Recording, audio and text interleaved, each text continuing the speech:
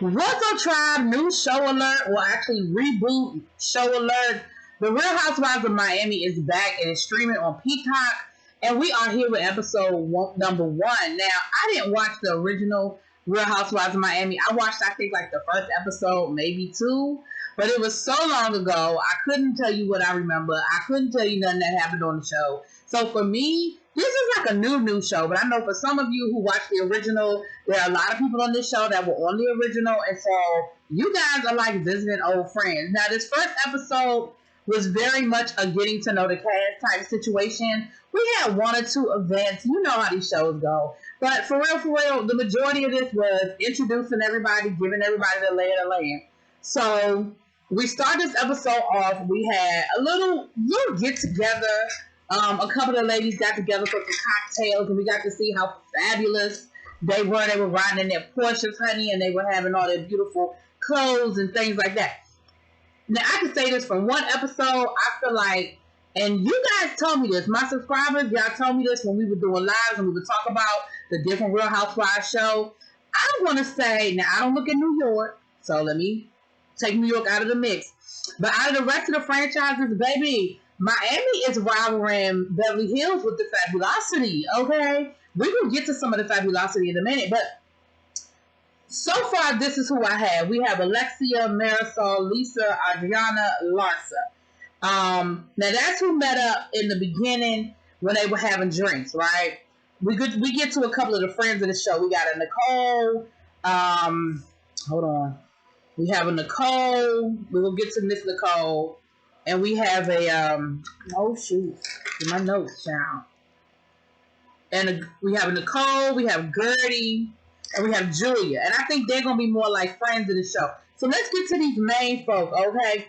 Now, Marisol is from the original. Her mom, who I do remember her mom, she has since passed away. And Marisol has gotten remarried. She married a man by the name of Steve. And she said, listen, my parents sent him to me. I was in mourning for 3 years after my mom passed away. And he sort of kind of just came along. And he is just my soulmate. And we are in love. And baby, we are here for all of it. Miss Larsa, we also know from the original. Larsa is married to Scottie Pippen. And from what we understand, they're still married. She said that for all intents purposes, they are divorced, but they are still just splitting up assets.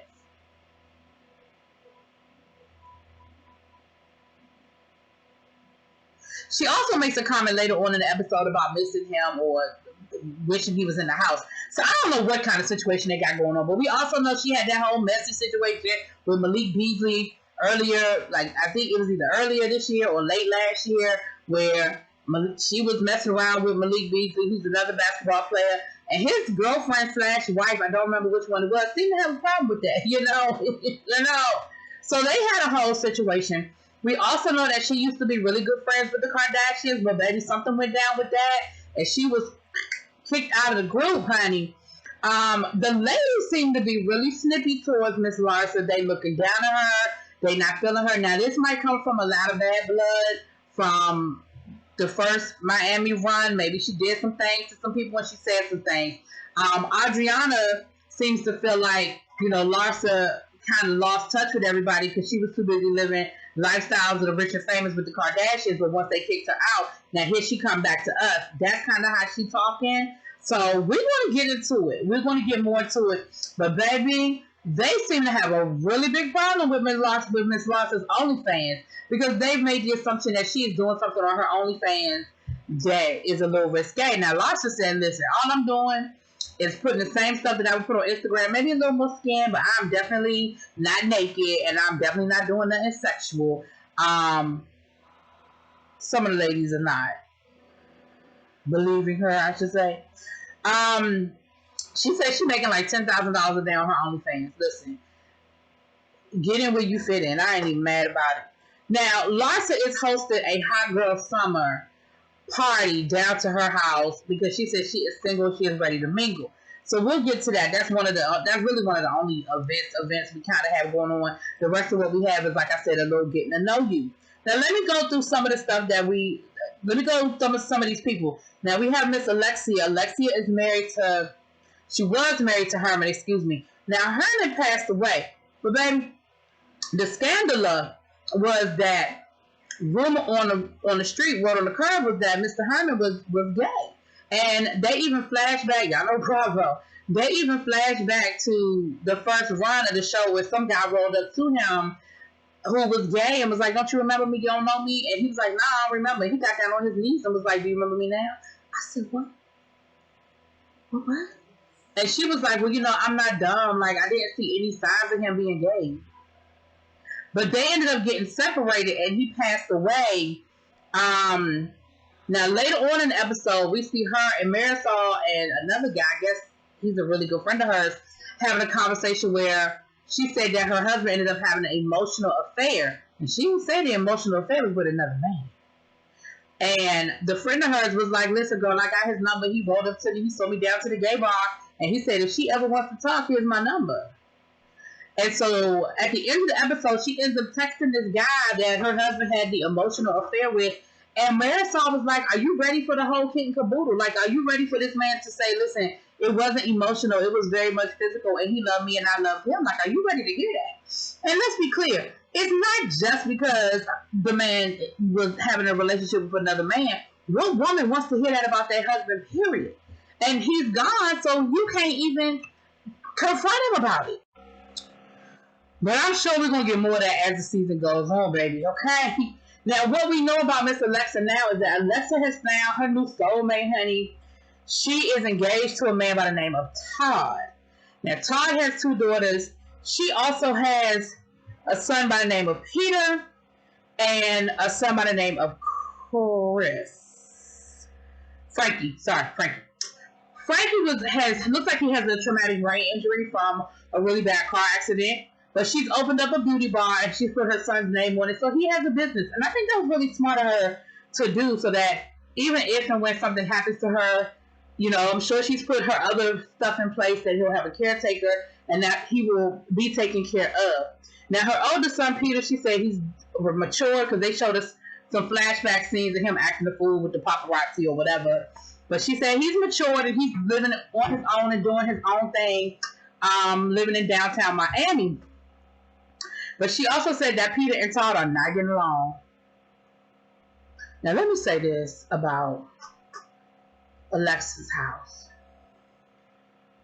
Baby, Alexia, she lives in one of them high rises down in Miami. Baby, Alexia has a car elevator. So when she wants to go to her apartment, she doesn't have to park in a garage, get on the elevator, and go up to her penthouse, wherever the hell she lives, because it's a beautiful place. No. She pulls her car into the elevator, and the elevator goes to the floor.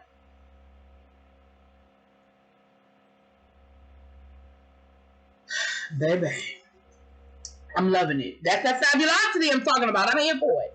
Loving it, honey. I'm loving it. So I feel like that's gonna be some situation with Todd and the son. But she's planning her wedding, and she has Miss Gertie planning her wedding. Now, Gertie is she's Haitian. She's originally from Haiti. She lives in France, lives in the United States, and she is like the planner to the stars down in Miami. Like anybody who has a party gets Gertie to plan their party. Now, what we can tell is that Gertie did not plan that hot girl summer party that Larsa had. We're gonna get to that in a minute. We'll get to that in a minute. Lisa and Lenny. Now, Lenny is a plastic surgeon, and they live on Star Island, baby. And listen, their house, fabulous. Infinity pool that opens out into the water on Star Island, bitch. What? Lisa is also from the original. We saw that her and her husband were having some infertility issues, and it almost cost them their marriage. He also had another emotional affair, honey, but they worked it out. They have 2 children now, and they are great. And Lenny does all of the plastic surgery. I don't know how I would feel if my husband saw all my friends naked. I don't know how I feel about that. You know what I'm saying? Because later on, when they're down to the hot girl summer party, they're talking about the boob job and how great of a job Lenny did. And like, thank you, Lenny. Thank you, Lenny. And I was like, I don't know how I feel about Lenny being all over my friends' boobs. But I mean, if it allows me to live in a mansion on Star Island, I guess I'll be alright with it. Okay? So, Larsa has this hot girl summer party. Now, let me put a pin in that. Let me go back to Lisa for a minute. Lisa's closet, bitch. It's very reminiscent of the closet that my girl had in Clueless, you know, where you have the remote control and it lowers, you know, it lowers the different, you know, like when you go to the cleaners and it's just like clothes and you remote controlling it, it brings down the different, you know, racks of clothing, honey. It is everything. Like, I'm here for all of that. Ooh, I'm here for all of that. So, Larsa is having her hot girl summer party and she looks nice. Listen, let me tell you something. That woman has kicked out 4 babies, and I don't care what she done had nipped, tucked, and stuff, but she look good, okay? And I ain't mad at her. She want to be out here wearing bikinis and thongs and having her hot girl summer. Girl, do you, okay? She said that the house, they built her, and Scotty built that house together, and that's when she made the comment about it being a little lonely. Now, they have 4 kids. 3 of the kids live with Scotty out in L.A., and the youngest daughter lives with her. And I did notice that when they were getting ready for the party and the people was on their way, I heard one of her friends / assistants make a comment about, oh, I did say something to her about staying in her room. See, I don't know how I feel about that. I don't know. But anyway, moving on. I'm sure her room is probably the size of my whole damn first floor of my house, and I'm sure she got everything she needs in there, plus 20. You know what I mean? But I don't know. It just sounded wrong. And when it hit me, it just hit me wrong when she said it like that. But moving on. So she said she invited about 20 people and they was coming through. She had this like balloon display and baby, it was looking a little raunchy, not raunchy, but a little, I don't know, cheap, I guess is the best word. It looked like she was like, I want a balloon wall, but this is my budget. And the person, her planner was like, oh, okay, you want this for that amount of money? Okay, this is what you're gonna get. You know, anytime you can pick up and move the balloon wall because it was blowing over and you had to reposition it. She did have a lifeguard on duty who was beautiful. She had a DJ. She had a bar, but it looked real, not elegant. It just like the bartender just sitting there. He was sitting there with cool stuff in coolers. Like, it just didn't look. You know what I'm saying? It just didn't look elegant. It looked like what I would do. Like, if I was having a cookout and I was like, we're gonna have a bartender, it looked like what I would have done. I'm gonna give me a cup. I'm gonna give me a bunch of coolers. I'm gonna get some ice, and we're gonna go down to the liquor store and just buy a couple of, you know, boxes of, you know, liquor, wine, whatever. We're gonna put that on the bar. You're gonna drink what's there. That's just how I felt like it was. Anyway, and once again, you know, as the ladies show up, once again, here we go again talking about her OnlyFans.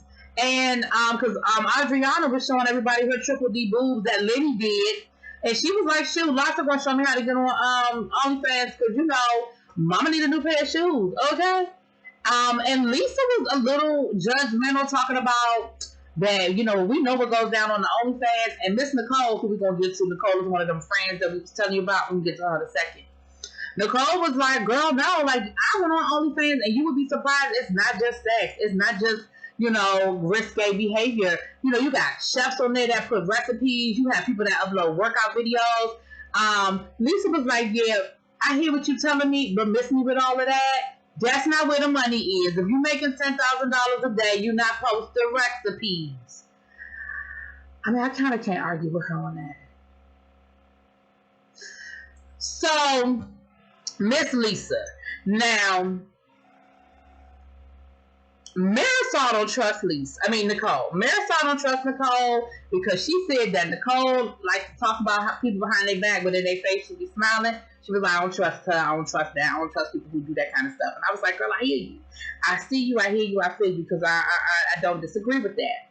Now, Nicole is an anesthesiologist, so she's a doctor. She's married to a very successful attorney, and they live a really good life. Like, they have a driveway with, you know, 5 Rolls Royces, and they were talking about, we found out later on in the episode when she was talking to him, he was talking about selling their house for $40 million. They got an offer for $40 million.